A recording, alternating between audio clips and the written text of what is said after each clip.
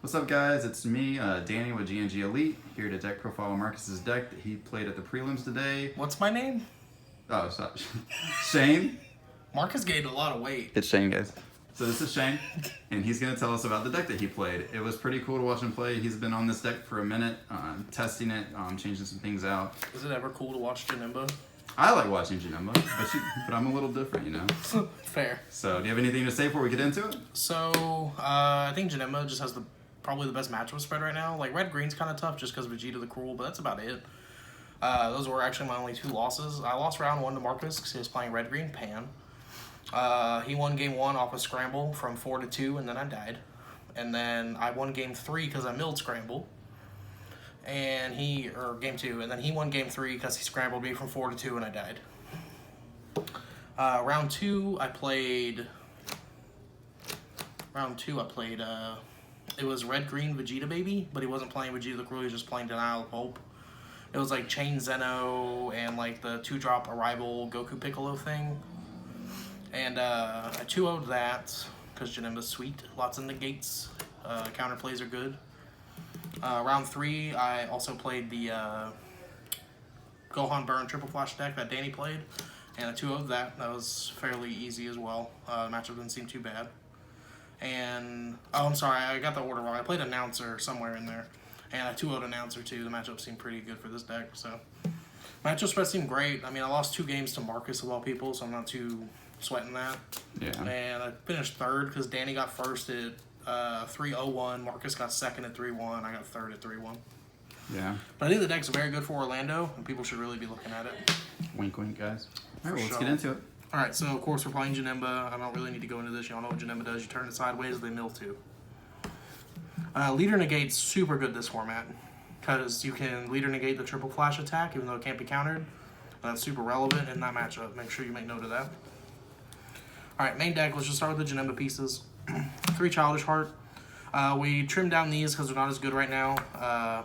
They get hit by counterplays. That's not very good. When they Denial of Hope this card, it sucks. Agreed. So we don't rely on this as much as we used to. Same thing with this. This gets hit by Denial of Hope as well, so we cut this down to 2. So just 2 agents. Oh, it's so hard looking at that. I know. I agree. Same thing with Demon Sword. Down to 3 Demon Swords. Vegeta the Cruel's pain, and it's hard to keep up counterplays when you're tapping 4. Yep. So this is where Danny hates me, but me and Richard Zapp love this. Well, I don't hate you reality for it. benders. I don't hate you for it. I just didn't think of it.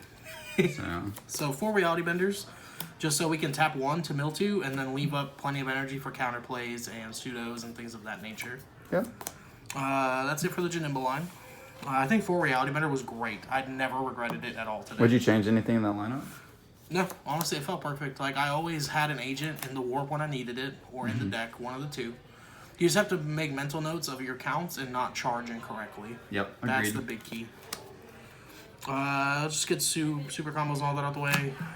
4 Kais, 4 Unbreakables, 4 Cells, the standard. For our counterplays, I played 3 Supreme Kai of Time Disruptor. It's just really good against the aggro decks, and it just replaces itself in worst case scenario. You'll play it even if you don't need to, just because you can to draw a card. Yep. 3 You're Wide Open. This card's so underrated. Like, again, me and Zapp think this card's great. My list, actually, if you take note, is very identical to Zapp's in the main board. There's only like a 2-card difference in the main board. I'm a big fan of his list, and I really like it. So this card was great all day.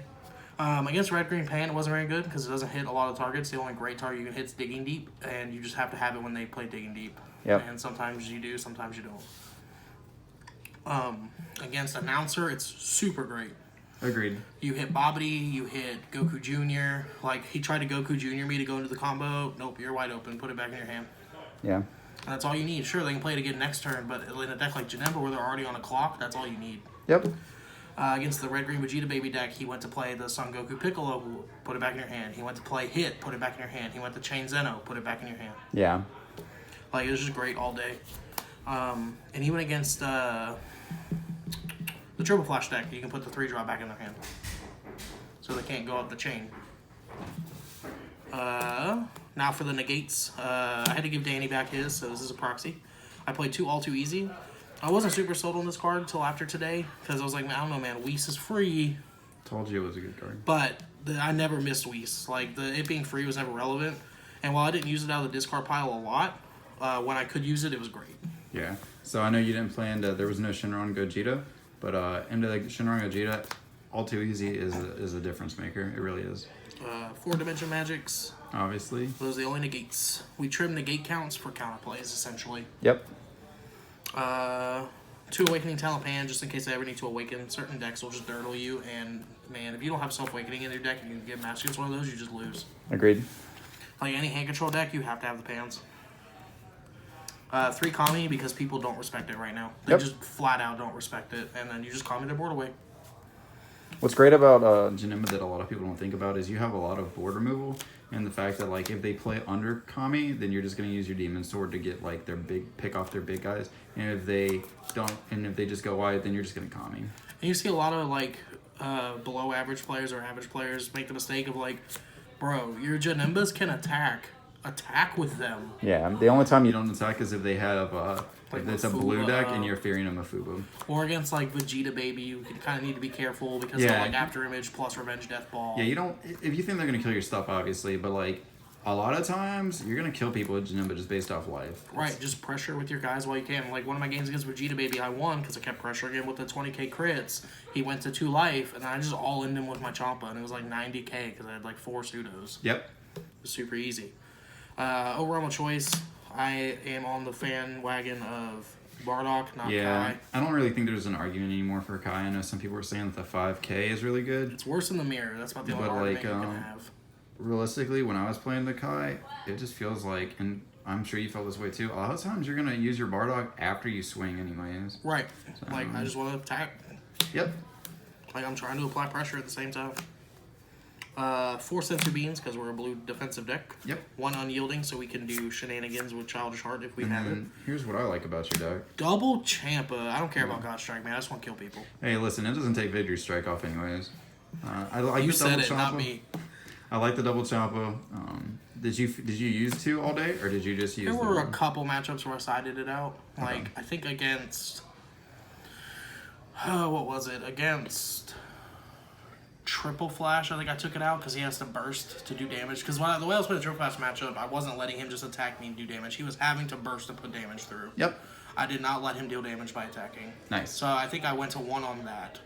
And I also Champa killed him to game 2 actually. Yeah, Champa killed him. He went to 2 and I just killed him. Well, speaking of siding, let's look at your spicy sideboard here. I barely used it. The 4th, you're wide open. Yep. I did bring this in sometimes. Like against a Chain Zeno deck, you want to have 4 of these. Like you just do. I can agree with that. They play Chain Attack, you're like, no. You just do it. Never played a mirror match, so I never brought these in. I know my match in a blue-yellow Nemba is really bad because they mill faster than I do. So this was like my counter to that in case Danny played his blue-yellow Nemba. Have not tested it yet, but it was just theory. Yeah, we'll get some testing in. A power overseeing time for the mirror match. That This never is came one in. of? Yeah. Freaking mad lad, bro. 1 more pan just in case. Mm-hmm. 3 Sun Goten Family of Justice for Toa, but I didn't play against the Toa player, so they never came in. 2 Toa Dimension Leapers. These came in against Triple Flash and would have came in against Shenron Gogeta had someone played it. Sure, you can't counter Triple Flash, but you can block it and kill it with Revenge. Yep, this is very good. And like, sure, Gogeta has Barrier and Deflect, but you can still block it and kill it with Revenge. When you played into the Triple Flash, did you bring those in as well? I did, but I didn't see it. Oh, no, sorry. Game 2, he never went into Triple Flash. No. He had a really bad hand. 2 Mafuba. I brought these in against Red Green Pan because he was playing the 25k Gotenks, so that's just hard for me to deal with when I can never play Demon Sword because he has Vegeta the Cruel. And I think I brought it in against Announcer. That makes sense. I think I did. Take away the 10k from if they're playing the Vegeta and the Goku. Yep. And 2, an unexpected turn. I brought it in against Red Green Pan just so I could hit the big guys.